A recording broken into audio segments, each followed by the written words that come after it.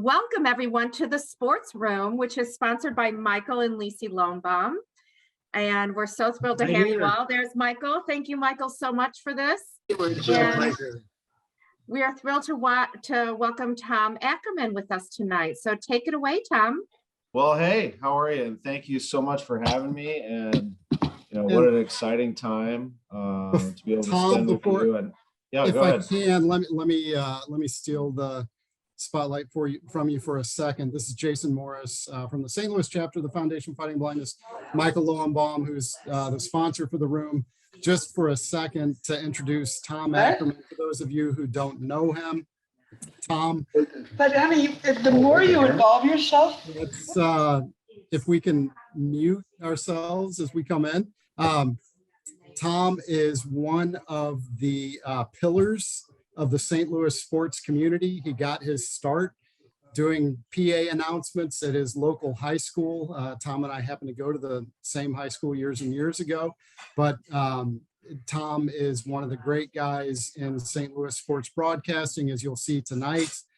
He's had a long history of doing various roles in KMOX, which is the premier, not only sports radio in St. Louis, but also any radio in St. Louis. And we are extremely excited to have him here tonight. Tom has been very busy this weekend. He's called several Missouri Valley Conference basketball games, also coached his daughter's basketball game today, and is extremely knowledgeable in the world of sports. So thank you, Tom, for taking time out of your schedule for being here and spending a few minutes with us. And our goal with the room is to cover a variety of topics. If you guys have any questions, feel free to post them in the chat. But we thought that we would have Tom touch on a few different areas of sport before totally opening up to Q&A. And I thought, Tom, if you don't mind, kind of starting with an update on where things are with the MLB labor negotiations and what we can expect there. Well, thanks for the kind introduction, and I'm very happy to be here. And I wish I knew what the heck was going on in New York right now between the owners and the players, but I do know this, that it's been reported that the players had a proposal ready. They did give it to the owners today, and that proposal was basically not to the owners' liking, to the point where I believe one of the quotes I saw was that it was worse than the last one. From the owner's perspective. So the two sides are deadlocked, as they say. And what does that mean? Well, we'll just have to see when they get back to the table again. And if that's tomorrow, things are going to have to get a little closer than they are right now. It's really disappointing, I think, for all of us involved in the game, and that includes all of us, fans, followers of the game, media, the players, the staff, the hardworking employees at every ballpark and surrounding businesses around the ballparks. It's a tough time. It's hard to understand what happened to this game that we love and follow. Why do we have to sit here and watch this business go back and forth? What about us? And that's a very valid question. I mean, if you're a fan of the game, so it's tough right now.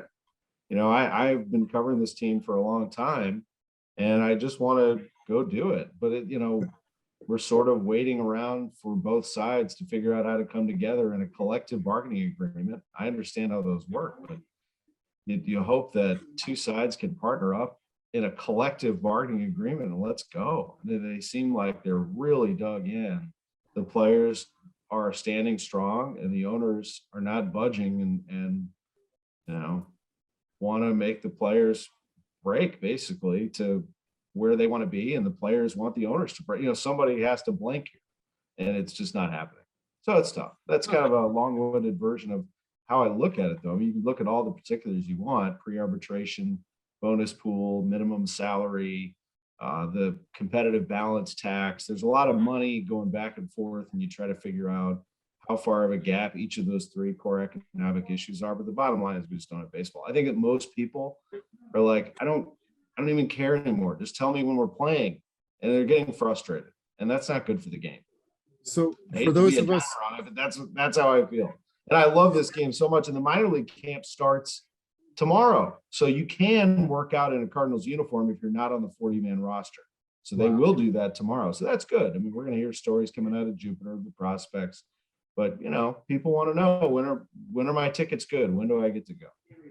So for those of us not paying attention to it every day, have there been any key elements that have been agreed to, and kind of, can you, without getting too deep into the details from a high level, explain what the I gaps told are? you about the three big ones that they're still at odds on. And I probably should throw in a fourth one is, they both are intrigued with a change in the postseason. They just don't agree on what that is.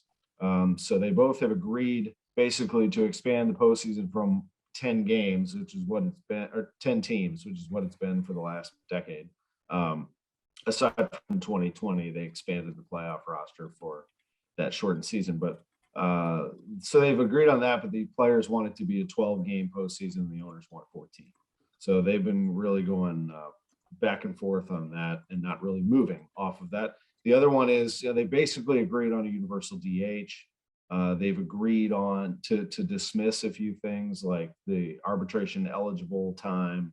The players agreed to do that. The owners have given players a few things, but it's all on the periphery, to be honest, about what really matters, which is those three economic issues that are all about who shares, how is the revenue shared, and how does it keep baseball competitive. The players are emphatic that it's not just about money. We know it's about money, but it's also about this game being competitive. They're tired of teams tanking and giving up basically a season to gain draft picks. So they did agree on the concept of a draft lottery and things like that. So they want baseball to be competitive, and they want all markets to be able to be competitive, but they also want to get paid more. And the last thing I saw was the players were stuck around 7 teams from a draft lottery, and the owners were at 4. Is that? Yeah, something like that. It is the latest 7-4. It started out 8 and 2, and the owners gave 3, and I think they're a little bit closer on that. So I do hope that happens. The 14-team playoff that the owners proposed, it seems really complicated. It's like the division winners of each league with the best record get a bye, and the rest of the division winners pick the teams that they want to play from in a 3-game series. That's crazy. And they kind of pick and they go from there based on record, and it's like a made-for-TV show. So you'd have potentially the Cardinals saying, "We'd like to play the Padres." Now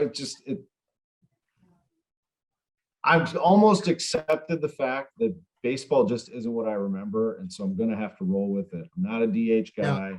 I like old school baseball and strategy, but I'm starting to understand, whatever it takes, can I just have my baseball? Let's find a way to get this thing done. So this weekend have spent time calling the Missouri Valley Conference college basketball games. Coach Krzyzewski coming to the end of the road. What can we expect with March Madness? Oh my gosh. Out of the top 25, how many? Well, Jason, you hit my wheelhouse right there. All right, let's go. Baseball and college basketball. I love baseball so much. It's my first love, but the sport that I played the most was basketball. And we got a huge win today to wrap up the season at 7-3. Felt so good. I just love the game of basketball, and my team, my alma mater. So I have 2 things. One, I look at it as a broadcaster and a media member, and I've been in a lot of very lucky to I like, but I'm also a fan of Indiana, so I have that side of me where I get riled up, and I just that's been hard. The second part is the fact that we have an incredible partner at KMOX in St. Louis University. So they're very close to me right now. The Billikens are a team that I really enjoy working with and following. They had a great win yesterday over VCU. They're the city's basketball team, and I'm really excited about what they might be able to do in the A-10 tournament, but it will not be easy. Very, very tough conference. So those are the 2 that are kind of on my mind and in my heart. Then you get into what this is going to look like. The Missouri Valley Conference just decided theirs with Loyola, and I have a close affinity, and I work with the Missouri Valley Conference, so they mean a ton to me. Loyola's final year in the Valley, they get into the NCAA tournament. But beyond that, you look at it from a national standpoint. I think Illinois, who's playing right now against Iowa, they just tipped off, could be a team to be reckoned with, without question. I think they've been underrated in a lot of ways all year. I thought they were ranked way too low for a good portion of the year. I think that this could be the year a champion comes out of the Big Ten. Big Ten's pretty strong. You mentioned Duke losing to North Carolina, and it was incredible. I mean, Brutal. Just incredible for North Carolina. And if you're a Duke fan, it was heartbreaking. But the first thing I can think of was Mike Krzyzewski just wants to go plan the ACC tournament right now. He is not happy. He wants out of there. And he wants to go plan. And they'll be a tough out. That might be the Duke has had some early exits from the tournament, and then they didn't get a chance to respond from that wake-up call. This could be maybe a wake-up call for Duke. I'd be careful. But it was a rough loss for them. Jeez.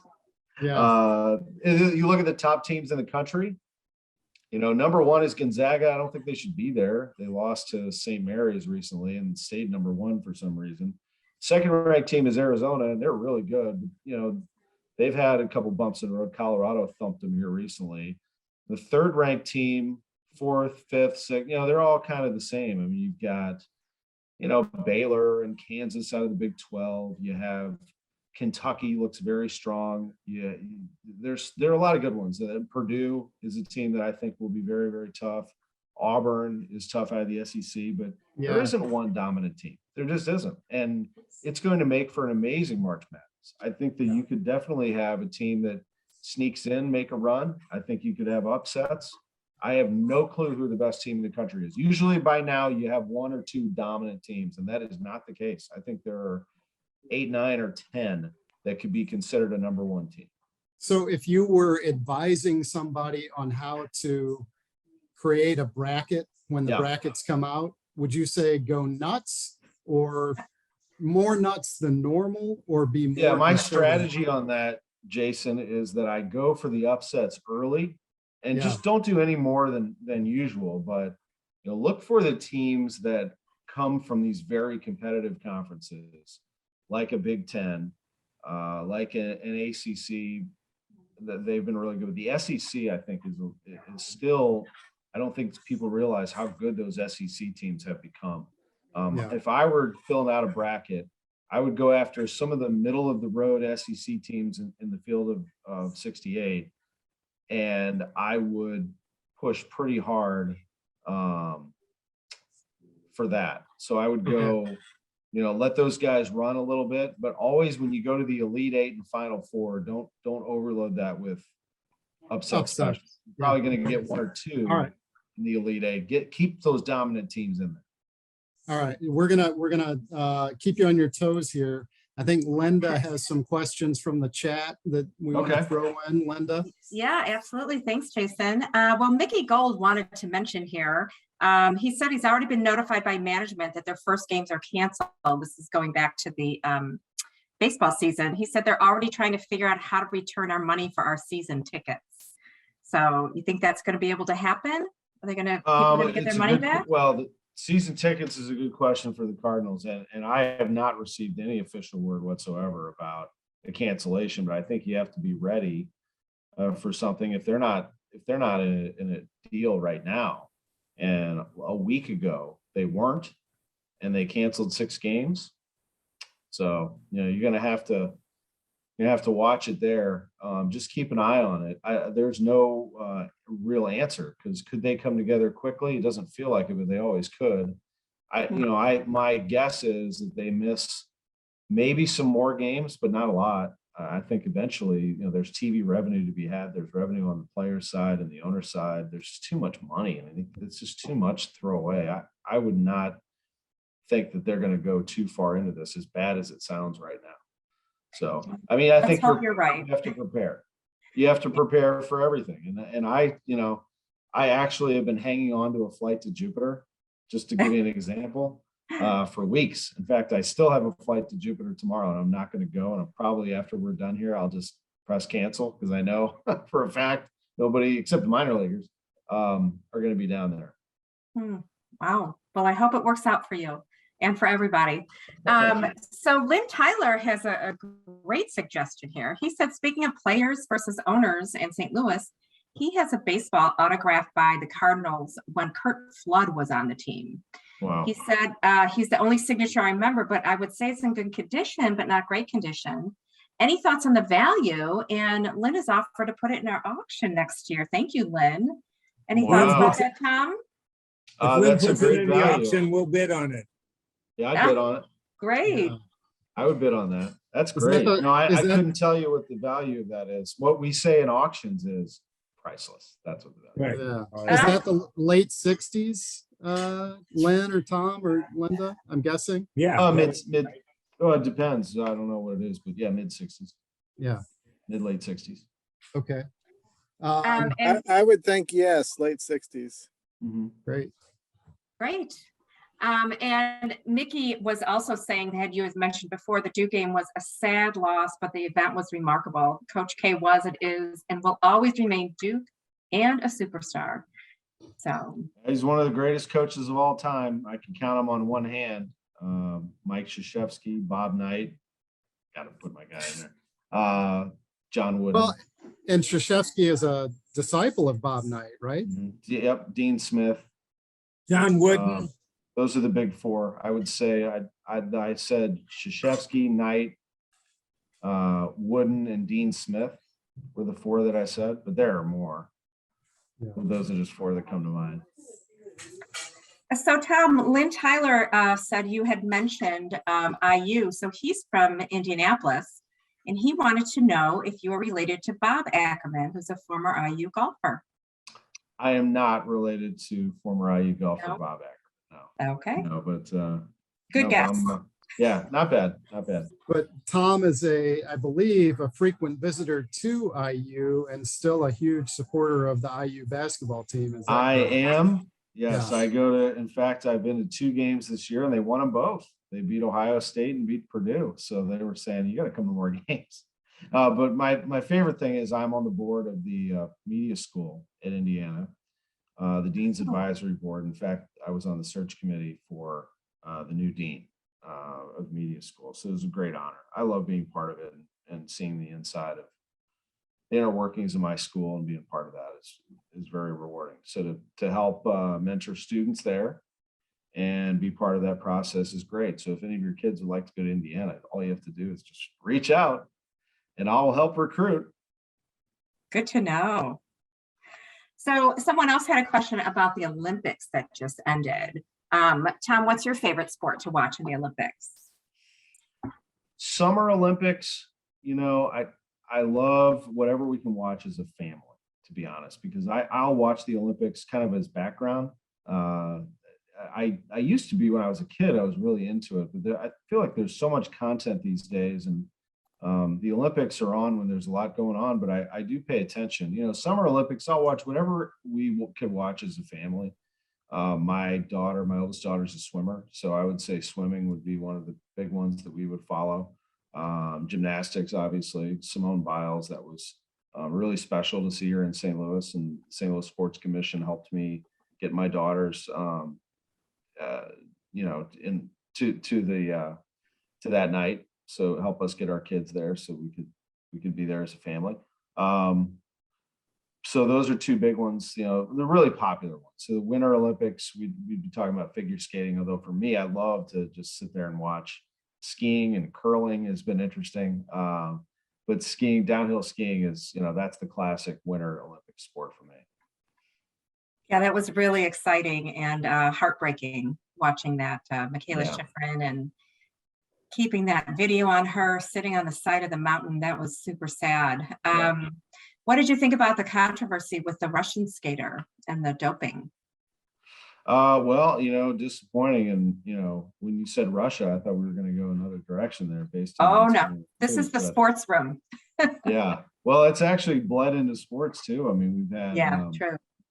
we've had so much going on, in sports with regard to that. I mean, We've had, Russian, it's been suggested, to take Russia out of the equation when it comes to all sports. But anyway, and endorsements and all these things. But at any rate, no, I mean, it was, it was something that hit the news pretty hard. And I kind of, my mind, really has been with people of Ukraine, not to change the subject, but like this has really been on my brain pretty heavily. And you talk about heartbreaking. It's like all I can think about. Absolutely. Outside of our sports. Yeah, absolutely. We got lots of questions here for you. So Peter was wondering, he said St. Louis has had its share of great wins and championships. What do experts like you view as the greatest moment in sports history in St. Louis? Probably. I know the St. Louis Blues won the Stanley Cup. Okay, sorry, go ahead. Yeah, that was a big one.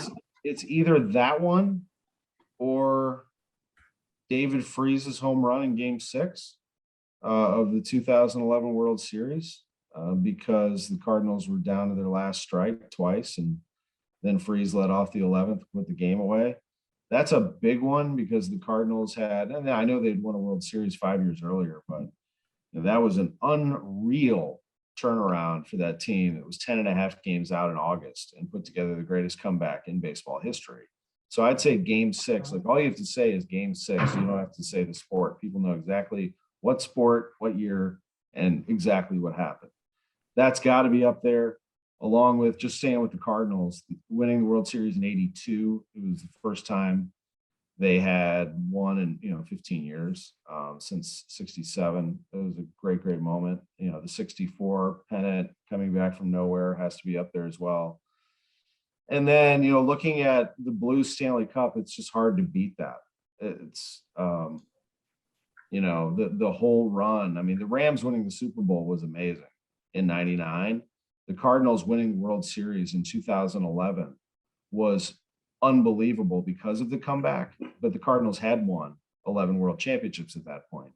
The St. Louis Blues winning the Stanley Cup, the run that they went on is number one because of what it meant to so many people. We just had not seen it. We would dream about it. Yeah. Every year I would say, what would it be like what would happen if the Blues won the Stanley Cup? Every year they had a chance to make history, and they came up short. And a lot of the teams were good. It's one thing if your team struggles every year, but they very rarely did the Blues miss the playoffs in their existence. And so many times you had the rug pulled out from under us as fans. And then here they are in the Stanley Cup playoffs, and they've got Winnipeg favored. So maybe this all comes to an end after this great run from last place all the way through. And they beat Winnipeg. Right?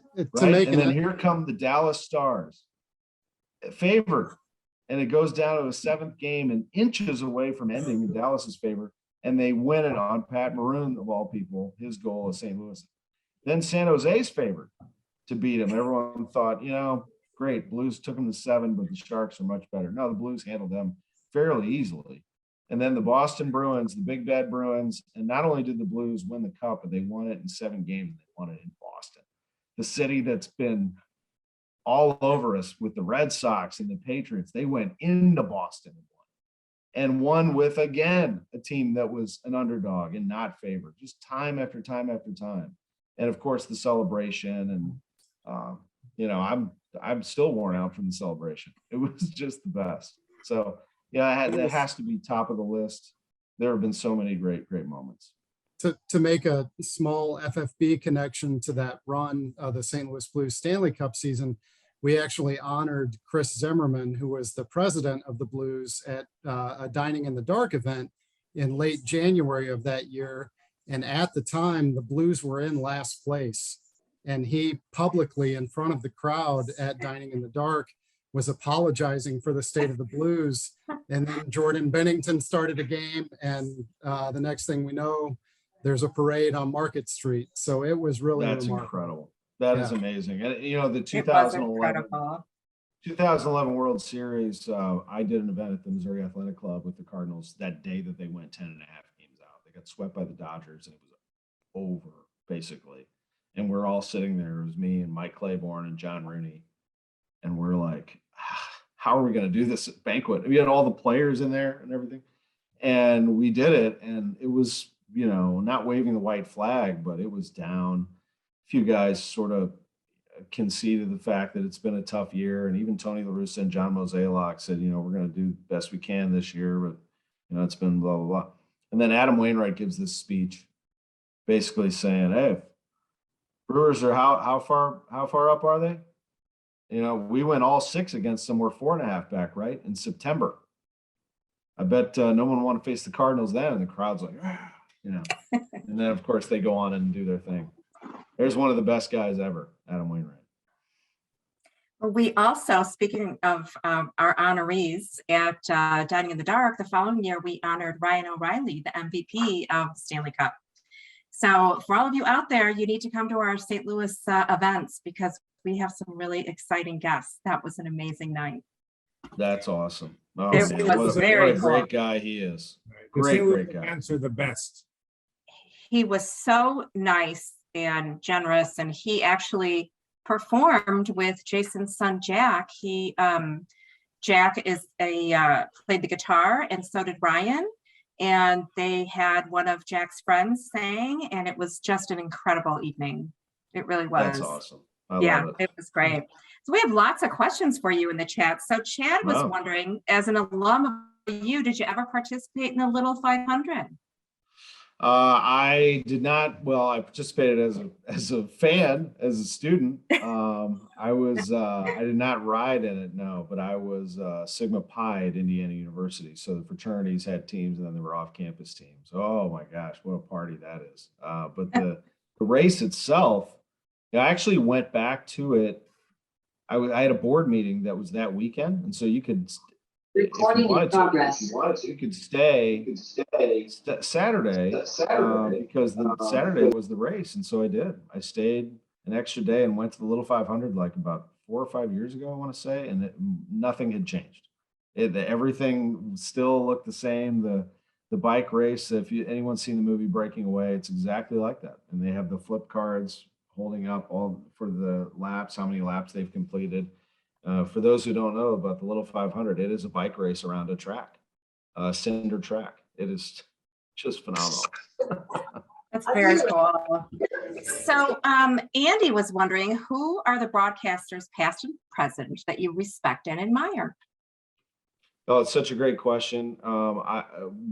Right now, there's so many that flood into my mind, but I want to keep it local because I think that Jack Buck is the greatest to ever get behind a microphone anywhere. And he did his broadcasting here in St. Louis. And it wasn't just his great calls, and we all know his famous calls, but it was over the long haul of a baseball season, how he became our friend. And he was relatable. And he was someone that you could listen to all day and have it on in the background. And Mike Shannon.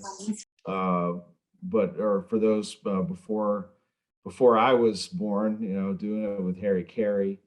But Jack Buck, one of the great ambassadors ever for not only St. Louis, but for baseball. But he could do everything. He could do football. He even called a little hockey. He could call pretty much anything.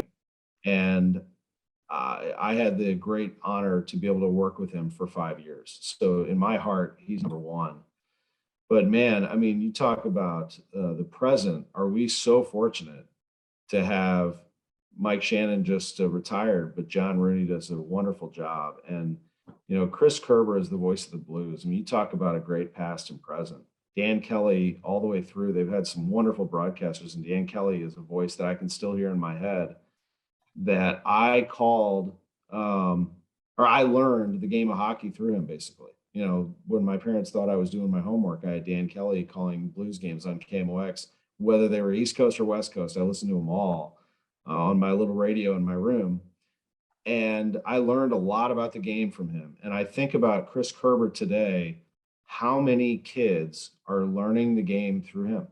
And it's really special that he is doing exactly what the legendary broadcasters are doing, because he is legendary. And you think about the run that he's had of over 2 decades. So, that's really neat to see. That longevity is very special, and it earns you a lot of credibility. And if you really think about it, and I'm sure it's happened to him, where somebody will come up and say, "Hey, man," and he's like, the guy's probably in his 30s. They're like, I grew up listening to you, man. It's like, whoa, what? But that's exactly where he is. He's got one of the longest runs in the NHL right now. That's awesome. Another one of our great participants in Dining in the Dark in St. Louis. So Kathy is wondering, she's from San Francisco, and she wants to know who you like in the NBA and what happened to the Warriors. I'm a Knicks fan. What happened to the Knicks? What happens to the Knicks every year? I'm not from New York. I'm from here, but we never had an NBA team here. So when I was a kid, I went up to the Garden. I went up to Manhattan, and my dad's best friend lived in Manhattan and still does, actually. And my dad passed away when I was young, but when I was about 17. But this great guy, is like my dad in New York. So every time I'd go up there, we'd talk about New York and New York sports and the Knicks. But I went to the Knicks when I was a lot younger than that and kind of got hooked on them. So it's their fault because they haven't won a thing. But I do love them, and I always that's kind of New York gets a lot of attention, and I understand that. But it's sort of like what I said. What would happen if the Knicks ever won an NBA title? I mean, they would just own the city. They're the one team in the city of New York, if you think about it, in New York City, that can really light up the city. I mean, the Yankees are the Yankees, but there are a lot of Met fans. The Giants and Jets are fairly split. Rangers, Devils, Islanders, you got options. And I get the Brooklyn Nets are there, but I'm telling you, if the New York Knicks ever really made a run and got back to the NBA Finals, that city would be on fire. And that's always been my appeal, is that someday I'll see that. Golden State's had a great run. It's hard to keep a core together. And who knows? I mean, Steph Curry is the greatest shooter that I've ever seen. And I lived through Larry Bird's entire career. Bird is one of the great clutch players of all time, if not the greatest, but the best pure shooter I've ever seen is Steph Curry. But you can't really win on just that. So we'll see. I think it's a good league. I think we're still far away from that, really understanding who the best teams are. In the NBA. Right now, as soon as March Madness comes to an end, we'll flip to NBA and watch that run. Great. We have about 5 minutes left, so let me just give you I know, we could talk all night, right? Just a few other questions from the chat. You got a lot of thank yous in here, so everyone's enjoying it. So somebody had asked, are you any relation to Al Ackerman? He's on Channel 4 in Detroit. I am not related to Al Ackerman either, nor am I related to Ackerman, the car dealer, Ackerman Toyota. But I just met one of the Ackermans from the car dealership for the first time. And I said, man, if I had a nickel for every time, but I'm not related to the car dealer either. And I just saw a question pop up that got my attention. What was that? I just saw something a second ago in the chat. Well, someone had asked about what you think of Aaron Rodgers and if he'll go. That was it. Okay, anywhere. That's a good one. I want to know what happened to Aaron Rodgers. I mean, he was the most popular player in the league. Everyone loved Aaron. And then, he made his comments about vaccinations. And I think just overall, that not only rubbed people the wrong way, but he was out trying to get his thoughts out in the open over and over and over. And sometimes people just want you to play. And, anyway, I think it's interesting to watch the fall of Aaron Rodgers, because he went from being the most popular to maybe the most unpopular in kind of a heartbeat. So where does he end up? This is a league and a country that loves a good comeback story, and perhaps he can get himself in position. If he left the Packers, I wonder if he would join his offensive coordinator in Denver. That'd be interesting. They've never been shy about bringing celebrity quarterbacks, Tim Tebow, Peyton Manning, and on down the line into the fold. So we'll see. How old is Aaron Rodgers? Isn't he getting kind of up there? 37? Yeah, Tom Brady just did it at 43. that's Or however true. old he is, right? That's true. So he has a few more years left in him. Rodgers has a cannon. He still has one of the best arms in the league. Yeah. So Tim had asked about the St. Louis SC and asked if you're excited about the MLS. Very excited. I just actually spoke to the head coach of St. Louis City SC this morning on KMOX. Just a shameless plug. If you want to see our Sports on a Sunday Morning podcast, it was at 11:05 this morning. And we went for a good 15 minutes. And I'm really impressed with him.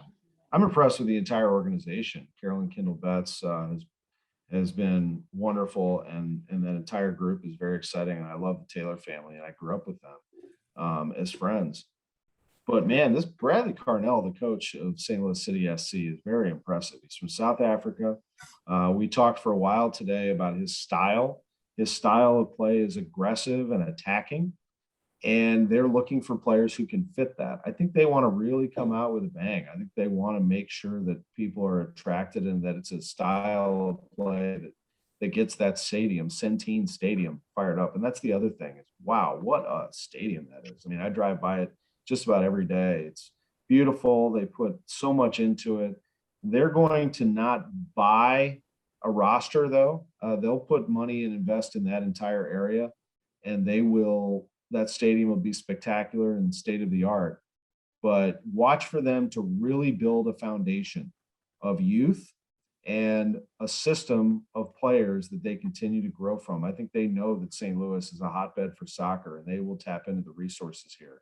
I think that this team wants to make sure that it's not just a flash in the pan. They don't want to come out with some expensive roster and then flame out. I think they want to be good for a long, long time, and an organization that St. Louis is very proud of.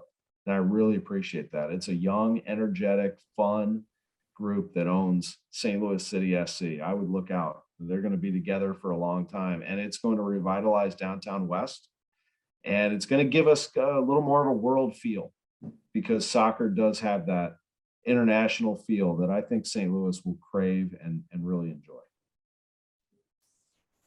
Tom, before we let you go, do you have any thoughts on the Masters? We've got Players Championship coming up, and then the Masters, and this younger crew has been phenomenal lately. Do you have any thoughts heading into kind of the Players and the Masters on what we should expect? Yeah, I do like those young guns, Colin Morikawa and all these great young players that have come up and already won majors. Justin Thomas is one of my favorite players to watch. But yeah, I think the best player in the world right now is Jon Rahm. Man, I would not be surprised at all if Jon Rahm just made his way around that golf course and walked out of there with a green jacket. It just seems like that's exactly what he's going to do. He's got such a great game. I love his cool, calm demeanor, but then he can get revved up and fired up. He knows when it's a great moment, or he's disappointed himself, and he shows some emotion. I think that's good and relatable too. But I love the young players. I love the long-time players. I love the guys who are still battling and trying to get back to what they once were. Golf is fascinating. It really is about the Masters is the best of the best, and I love that it's early in the year, because it's so good and it's such a great television product that it just fuels the entire golf season. I'm very, very excited about it. It should be fun. So for one last gratuitous question, who's the craziest athlete you've ever covered? And do you have a story behind it? Oh man, the craziest. Good question. Yeah, I don't know about the craziest. I mean, probably Steve Klein. who pitched for the Cardinals in the early 2000s, late 90s, early 2000s. I guess the one that there's a lot of them, some that you hear that you don't know are entirely true. So I'll tell you one that is, because I was at the game, that Steve Klein, I think how it went was he was warming up in the bullpen and LaRussa went with a different pitcher and Steve flipped him the bird and it got caught on camera. And so after the game, we went down to talk to Tony and said, like the second question in, somebody said, "What did you think of Klein, flipping you the bird?" And he goes, "I'm sorry, what?" And they said, Klein stuck up his middle finger in the bullpen when you didn't take him out of the game. And he said, "He did what?" He said, "This press conference is over," or something like that. And he just walked into the clubhouse and went into the locker room, and I believe right into the shower. Into the shower, Klein, was the right? story. Where Klein yeah. was, and said, and said, "You don't ever do that to me again," and went in there in his uniform. LaRussa wasn't going to take it. Klein was a pretty wild guy. I mean, he would lighten the mood. Let's just say that for this entire team. I believe Steve apologized after that, right? Pretty quickly. But he was crazy, man, in a fun way. That is crazy. We have about a minute and a half left. Tom, we've really enjoyed having you on tonight. Thank you so much for joining us. Anybody, Jason, you have one last question for Tom for our last minute? I've got the chat open. I'm just looking here. Is there anything that I missed? Someone had asked about the Kraken. The Kraken, yeah. Yeah, What's Vince your Dunn's view from contributions outside to the bubble? Kraken. What's the view outside the bubble of the Pacific Northwest of the NHL's expansion to Seattle? I love it. It'll be a while until Seattle has the team that they want. You can't just do this overnight. I know that Vegas did it, but it's hard to do, but it doesn't take long. The NHL's, that's a collective bargaining agreement that does work. That's one that the owners and the players both really like. The players like the salary floor.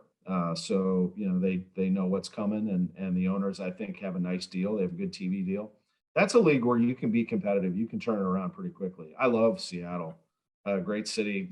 Now it's just an excuse for me to go up there and see the Blues whenever they get up there and play, because I covered the Rams for a long time and I loved going up there when they played the Seahawks. I'm just kind of scanning through. Are there any others here that might have missed? I don't think so. There's the Kurt Flood question. We're about to close out here, and unfortunately, when it ends, and everybody will go straight back to the rest of the party. So the only other thing that here, someone asked, did you ever see Bob Gibson play? I did not see Bob Gibson play. I knew Bob Gibson. Mr. Gibson was wonderful, and I'm equally sad to say that I never saw Lou Brock play, but I'm very happy to say that he and I became very, very good friends, and I miss him dearly, but Mr. Brock was an incredible friend who we worked together on many charities that were dear to his heart, and he was like family to me. So I miss him a lot, and I didn't get to see that era. My era begins, I'd say, with the '82 World Championship. I do remember that vividly, being there as a kid. '85 was my team. That was my team, and that was hard to see them lose, as well as '87. But starting to cover the Cardinals in the '90s all the way through has been just a lot of fun, very rewarding. Well, this has been fabulous, Tom. Thank you so much for joining us, and thanks to everyone for your great questions. Hope you're enjoying Hope from Home, and enjoy the rest of the evening. Thank you, Well, Tom. thank you very much. Appreciate it. Thank you so much. It's been great. You bet. Appreciate it. Thank you.